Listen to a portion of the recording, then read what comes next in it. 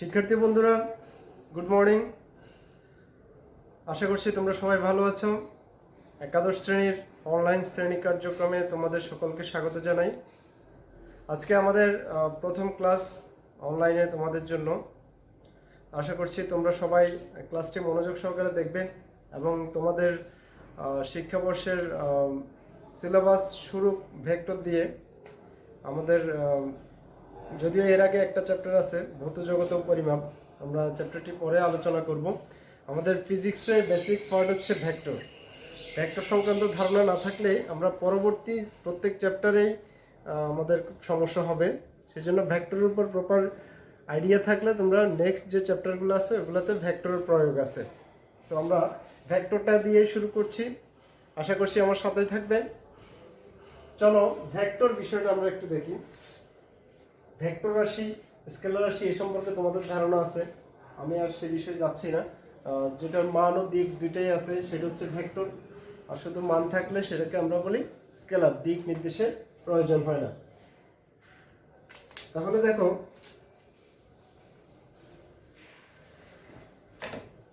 Vector রাশির শুরুতে আমরা একটা ডেফিনেশন করব, সেটা হচ্ছে যে কোনো ভেক্টর রাশিকে প্রকাশ করা হয়। ধরো এ যদি একটা ভেক্টর রাশি হয় তাহলে তার মাথায় আমরা তীর চিহ্ন দিতে পারি নরমালি, অথবা নিচে একটা দাগ দেওয়া যায়, অথবা উপরে একটা দাগ দেওয়া যায়, অথবা ইটালিক ফরম্যাটে লেখা হয়, মানে একটু বোল্ড করে, তাহলে সেটাকে আমরা ভেক্টর হিসেবে বুঝি। তাহলে এ ভেক্টর যদি আমরা ধরি, এ ভেক্টরের মান, এটাকে ধরা হয় এ ভেক্টর পরম মান, অ্যাবসলিউট ভ্যালু দিয়ে লিখতে পারি, বা শুধু একটা এ লিখলেই আমরা তাকে ভেক্টরের মান হিসেবে বুঝতে পারি। এখন দেখো, একক ভেক্টর একটা বিষয় আছে আমাদের এখানে।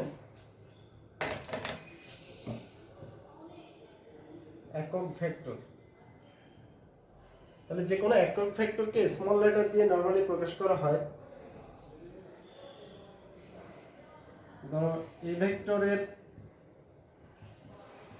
একক ভেক্টর যদি আমরা স্মল এ ভেক্টর, মাথায় একটা টুপি চিহ্ন দেওয়া হয়, এটাকে হেড করা হয়, এ হেড বা এই টুপি ইজ ইকুয়াল টু হবে ভেক্টর ডিভাইড বাই ভেক্টরের মান। তাহলে যে কোনো ভেক্টর রাশিকে তার মান দ্বারা ভাগ করলে একক ভেক্টর পাওয়া যায়। যে কোনো ভেক্টর রাশিকে তার মান দ্বারা যদি আমরা ভাগ করি তাহলে একক ভেক্টর পাবো। অথবা আমরা এটাকে এইভাবে লিখতে পারি, এ ভেক্টর ডিভাইড বাই এ। তাহলে এখানে যে বিষয়টা একটু বোঝার সেটা হচ্ছে এ ভেক্টর সমান মান ইন্টু একক ভেক্টর। বিষয়টা একটু খেয়াল করো।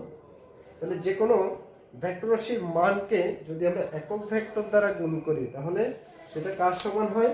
উক্ত ভেক্টরের সমান হয়। তাহলে যে কোনো মানকে যদি আমরা একক ভেক্টর দ্বারা গুণ করি সেটা সমান হবে উক্ত ভেক্টর রাশির সমান। এবার আসো,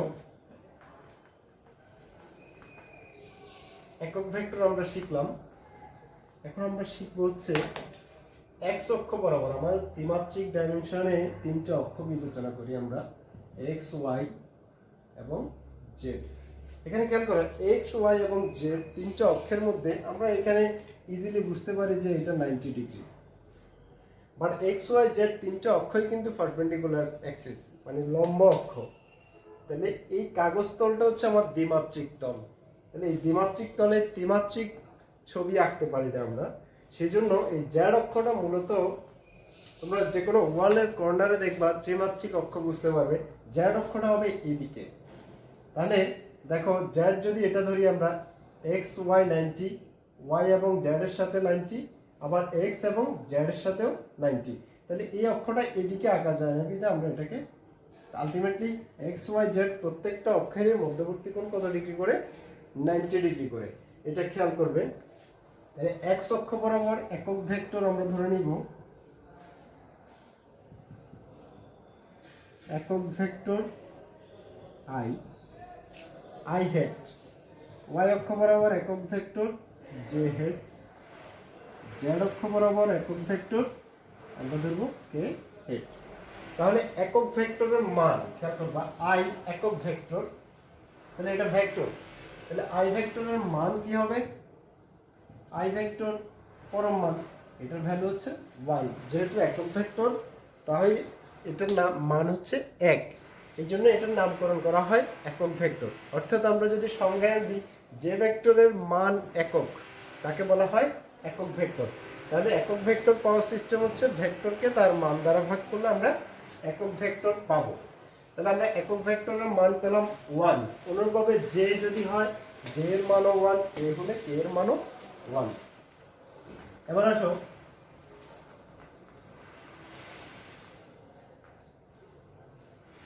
যদি অবস্থান ভেক্টর একটা বিষয় আছে, এখানে অনেক ডেফিনেশন আছে, আমরা যেগুলো গুরুত্বপূর্ণ এগুলো নিয়ে একটু আলোচনা করব। অবস্থান ভেক্টর, তাহলে যে কোনো বিন্দু বা বস্তুর অবস্থান নির্ণয়ের জন্য যে ভেক্টর বিবেচনা করা হয় তাকে বলা হয় অবস্থান ভেক্টর।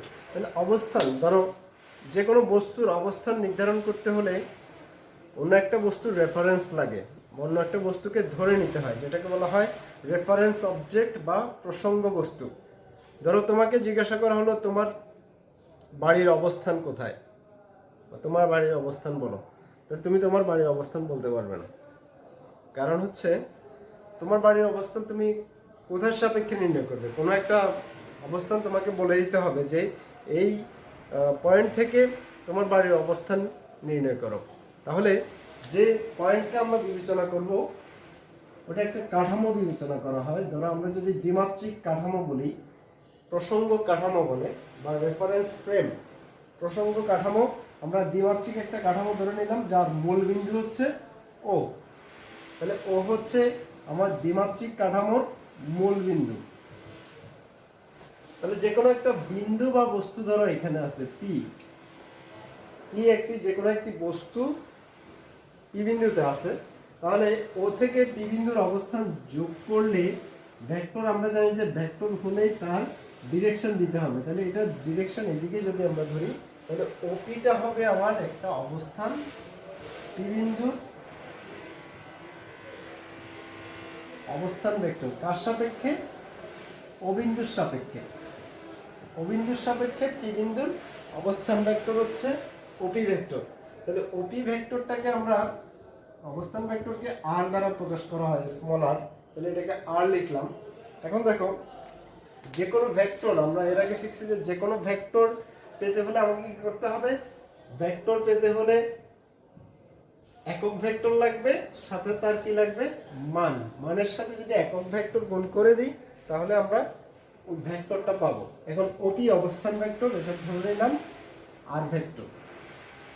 তাহলে এই আর ভেক্টর হিসেব করতে গেলে আমাকে এখানে আর ভেক্টর দুটো উপাংশ ভাগ করতে হবে। উপাংশ কিরকম? ধরো আমি যদি এখান থেকে একটা লম্ব টানি, দেখো এটা এক্স অক্ষকে একটা বিন্দুতে ছেদ করে, তাহলে যে বিন্দুতে ছেদ করলো এতটুকু অংশ যদি আমরা একটা ভেক্টর বিবেচনা করি, যেহেতু এক্স অক্ষের ডিরেকশন এদিকে, তাহলে অক্ষগুলোর ডিরেকশন কিভাবে দিবা? যে অক্ষের দিক যেদিকে নির্দেশ করবে ওই অক্ষ বরাবর ওই অক্ষের, ওই বিন্দুর বা ওই ভেক্টরের দিক ওই দিকে দিবে। তাহলে এই বরাবর একটুকু অংশ, যে অংশটা সে দখল করলো বা এই এক্স অক্ষ থেকে যে অংশটা কাট করলো, এটা একটা মান থাকবে। আমরা যদি হিসাব করি তার একটা দৈর্ঘ্য থাকবে। এই ভ্যালুটাকে যেহেতু আমরা এক্স অক্ষ বরাবর এটাকে ধরে নিলাম এক্স, এক্স অক্ষ থেকে সে এক্স দূরে, আর ওয়াই অক্ষ থেকে ওয়াই অক্ষ বরাবর উপরের দিকে সে ওয়াই দূরত্বে অবস্থিত। তাহলে পি বিন্দু স্থানাঙ্ক আমরা ধরে নিতে পারি পি অফ এক্স ওয়াই। স্থানাঙ্ক সম্পর্কে তোমাদের ধারণা আছে, মানে এক্স অক্ষ বরাবর যে পয়েন্ট আর ওয়াই অক্ষ বরাবর যে দূরত্ব, এটাকে আমরা স্থানাঙ্ক হিসেবে বিবেচনা করি। তাহলে এক্স অক্ষ বরাবর সে এক্স দূরত্বে, ওয়াই অক্ষ বরাবর ওয়াই দূরত্বে আছে। তাহলে পি বিন্দু স্থানাঙ্ক আমরা লিখতে পারি পি অফ এক্স ওয়াই। তাহলে আমরা স্থানাঙ্ক পেয়ে গেলাম পি এর। এখন দেখো আমাকে ভেক্টর হিসাব করতে হবে। তাহলে ভেক্টর হিসাব করতে গেলে আমরা আগেই বলছি যে ভেক্টর হিসাবের ক্ষেত্রে আমার হিসাব করতে হবে মানের সাথে একক ভেক্টর হিসাব করলে এটা ভেক্টর হয়ে যাবে। তাহলে আমি যদি এটার নাম দিই, ধরো এম বিন্দুতে সে ছেদ করলো, তাহলে ওএমটাকে আমি ভেক্টর, ওএম এর মান হচ্ছে এক্স, ওএমটাকে যদি আমি ভেক্টর করতে চাই তাহলে আমাকে লিখতে হবে এক্স এর সাথে একটা একক ভেক্টর আই, এক্স আই। আবার দেখো পিএম, পিএম এর ভ্যালু হচ্ছে ওয়াই। যদি আমি পিএম ভেক্টর দিতে চাই তাহলে আমাদেরকে ভেক্টর রূপান্তর করতে হলে তার সাথে একটা একক ভেক্টর লাগবে। এখন পিএমটা দেখো ওয়াই অক্ষের সমান্তরাল, তাহলে ওয়াই অক্ষের ডিরেকশন কোন দিকে? উপরের দিকে। তাহলে আমরা এটার ডিরেকশনে দিব উপরের দিকে। তাহলে ডিরেকশন অনুযায়ী ভেক্টরকে আমরা পিএম ভেক্টর না লিখে, যেহেতু তীর চিহ্ন উপরের দিকে, আমরা এটাকে লিখব MP vector is equal two হচ্ছে ওয়াই জে। তাহলে এটার সাথে যদি আমরা জে দিয়ে দিই এটা ভেক্টর হয়ে যাবে, এটার সাথে যদি আই দিয়ে দিই এটা ভেক্টর হয়ে যাবে। তাহলে দেখো ভেক্টরটা আমরা তিনটা ভেক্টর এখানে একসাথে করলাম। এখন ভেক্টর এডিশন, ভেক্টরের যোগ একটা বিষয় আছে, ভেক্টরের যোগ। যোগের নিয়মটা কিরকম? ভেক্টর যোগের সূত্র আছে, সেক্ষেত্রে হচ্ছে ত্রিভুজ সূত্র, বহুভুজ সূত্র, সামান্তরিক সূত্র। হ্যাঁ, তাহলে আমরা ত্রিভুজ সূত্রটা যদি দেখি, আমাদের এখানে লাগবে ত্রিভুজ সূত্র, তিন বাহু দ্বারা।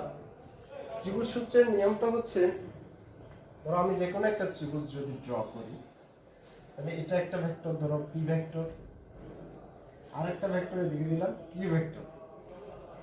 তাহলে ভেক্টরের দেখো এরকম একটা তীর চিহ্ন যদি আমরা দিই, এটাকে বলা হয় হেড, তীর চিহ্ন হলো প্রান্তটা, আর এটা হচ্ছে টেল। তাহলে ভেক্টর যোগের নিয়ম হচ্ছে হেডের সাথে টেল যোগ হবে।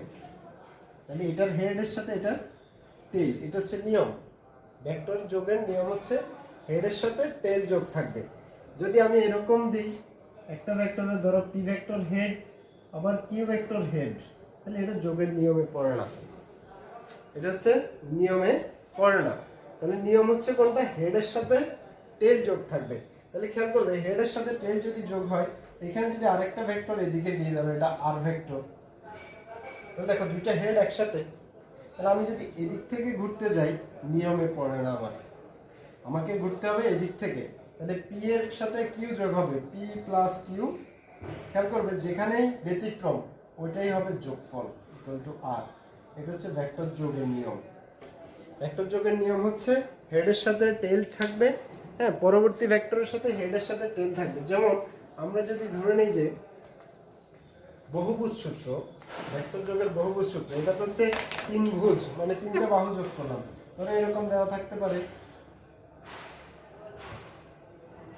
ধরো এটার নাম যদি আমরা ধরি P Q R S T. তাহলে খেয়াল করো এদিক থেকে যদি আমরা যেতে চাই, টি এর পরে এস এর যোগ করতে চাই, তাহলে যোগের নিয়মে পড়ে না, দুইটা হেড একসাথে, এর হেড এবং এর হেড একসাথে। তাহলে এখানে দেখো এটার হেডের সাথে এটার টেল, তাহলে নিয়ম ঠিক আছে, এটা হেডের সাথে এটার টেল, এখানেও হেডের সাথে টেল। তাহলে আমরা লিখবো যে P plus Q plus R plus S is equal to T. এটা হচ্ছে ভেক্টর যোগের বহুভুজ সূত্র। মানে অনেকগুলা ভুজ বা বাহু যদি থাকে, তাহলে সেক্ষেত্রে আমরা তাকে অ্যাড করার সিস্টেম হচ্ছে এরকম, হেডের সাথে টেল যুক্ত থাকবে। আচ্ছা, আমরা এখন আমাদের এই অংশে ফিরে যাই। তাহলে এখানে যদি আমরা ভেক্টরের ত্রিভুজ সূত্র প্রয়োগ করি, ওপিএম একটি সমকোণী ত্রিভুজ, ওপিএম সমকোণী ত্রিভুজ হতে পাই, তাহলে আমরা কি পাচ্ছি দেখো, ওপিএম সমকোণী ত্রিভুজ থেকে OM vector plus MP vector is equal two OP vector. তাহলে হেডের সাথে এদিক থেকে যাওয়া যাবে না, কারণ এখানে দুইটা হেড একসাথে আছে, তাহলে আমরা যাব এদিক থেকে। তাহলে ওএম এর ভ্যালু হচ্ছে X I plus Y J is equal to R vector. তাহলে R vector is equal to X I Y J Y J. এটা হচ্ছে দ্বিমাত্রিক, যদি আমরা দুইটা মাত্রা হিসাব করি। এখন যদি আমার ত্রিমাত্রিক হয়, তাহলে আমরা লিখব X I Y J Z K, ত্রিমাত্রিক। যদি আমরা তিন মাত্রা হিসাব করি, এক্স অক্ষ, ওয়াই অক্ষ, জেড অক্ষ, তাহলে আমাদের বিষয়টা এরকম আসবে।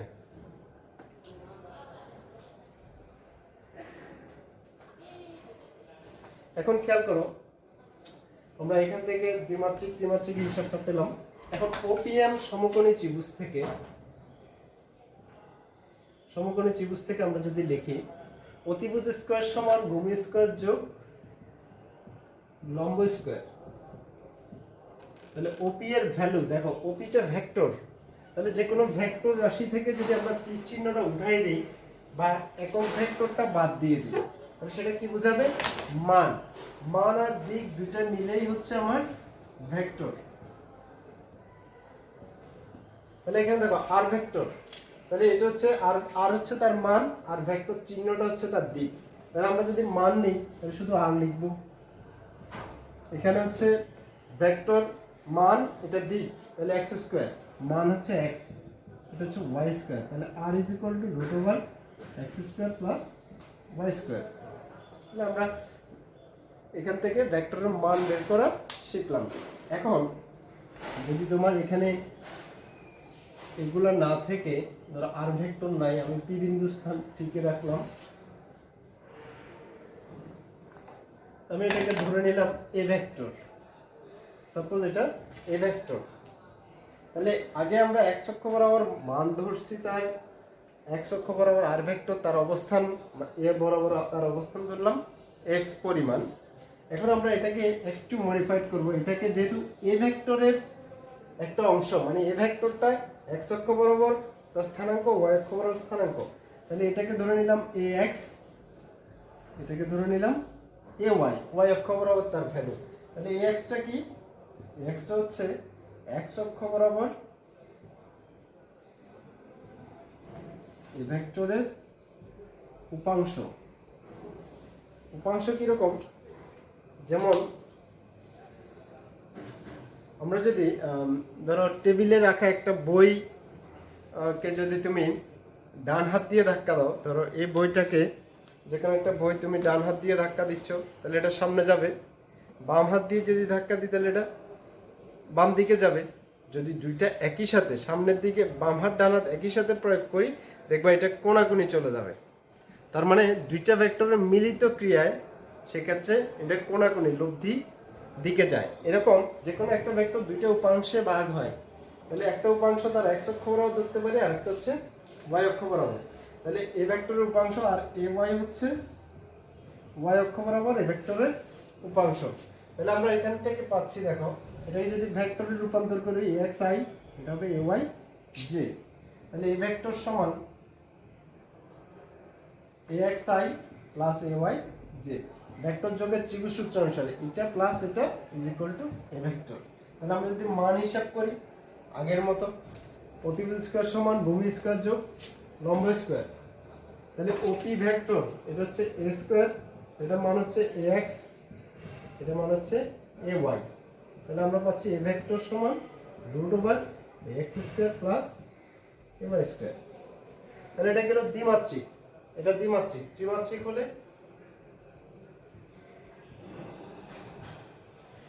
ত্রিমাত্রিক হলে তখন আমরা পাবো, তখন তিনটা অ্যাড হবে,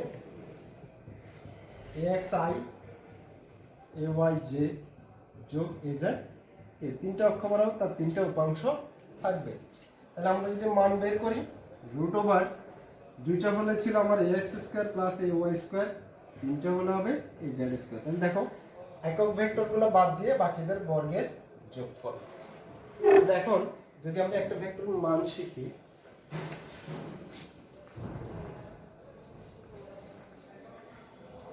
দেখো যদি আমাকে একটা ভেক্টর দেওয়া হলো, ধরো এই ভেক্টর না দিয়ে আমরা পি ভেক্টর দিলাম, তাহলে পি ভেক্টরকে আমরা কিভাবে লিখতে পারি?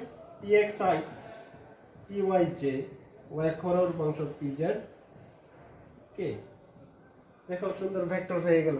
তাহলে আমাকে যদি একটা পি ভেক্টর দেওয়া থাকে, ধরো 3i minus 2j plus 5k, তাহলে পি এর মান এটাকে আমরা পি দিয়ে লিখতে পারি, অথবা পি ভেক্টর অ্যাবসলিউট ভ্যালু যে কোনো ভাবে লিখতে পারি, ইজ ইকুয়াল টু আমরা লিখতে পারি root over first value square, second value হচ্ছে -2, থার্ড ভ্যালু হচ্ছে 5।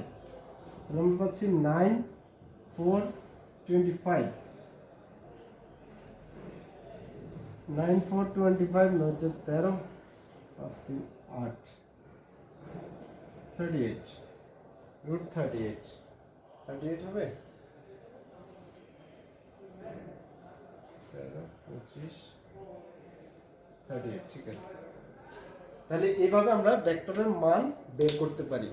হ্যাঁ, তাহলে তোমরা একক ভেক্টর, আরেকটা বিষয় তোমরা একটু শিখবে, নাল ভেক্টর। এটা বইতে সংজ্ঞাটা দেওয়া আছে, নাল ভেক্টর বা শূন্য ভেক্টর। তাহলে যে ভেক্টরের মান শূন্য তাদেরকে বলা হয় নাল ভেক্টর। তাহলে তোমরা একক ভেক্টর, অবস্থান ভেক্টর, নাল ভেক্টর এবং ভেক্টরের মান, মান বের করাটা শিখবে। আমরা পরবর্তী ক্লাসে এ সংক্রান্ত আরো বিষয় নিয়ে আলোচনা করব।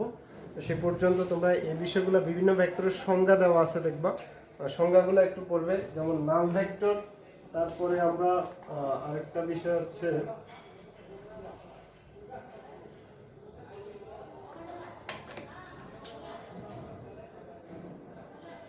বিপরীত ভেক্টর পড়বা। বিপরীত ভেক্টর হচ্ছে একটা ভেক্টর যেদিকে কাজ করে আরেকটা ভেক্টর তার বিপরীতে কাজ করে, তাহলে সেটা হচ্ছে বিপরীত ভেক্টর। তারপরে নাল ভেক্টর বললাম। স্বাধীন ভেক্টর, স্বাধীন ভেক্টর হচ্ছে পাদবিন্দু নির্দিষ্ট নয়, ওই ধরনের ভেক্টরগুলোকে বলা হয়।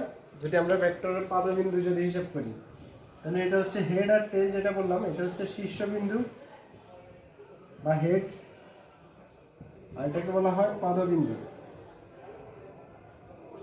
বা টেল। সংজ্ঞায়নে আমরা যাচ্ছি না, ওই সংজ্ঞাগুলো তোমরা একটু পড়ে নিবে। আর জিজ্ঞাসা থাকলে তোমরা নেক্সট যদি আমাদের লাইভ ক্লাস হয় তখন বলবে। তো সে পর্যন্ত তোমরা এই বিষয়গুলো আলোচনা, নিজেদের মধ্যে আলোচনা করবে এবং এগুলো আয়ত্ত করে নিবে। আমরা পরবর্তী ক্লাসে ভেক্টরের ডিটেলস ম্যাথ বিষয়ক অংশে আলোচনা করব। সে পর্যন্ত সবাই ভালো থাকবে, সবাইকে ধন্যবাদ।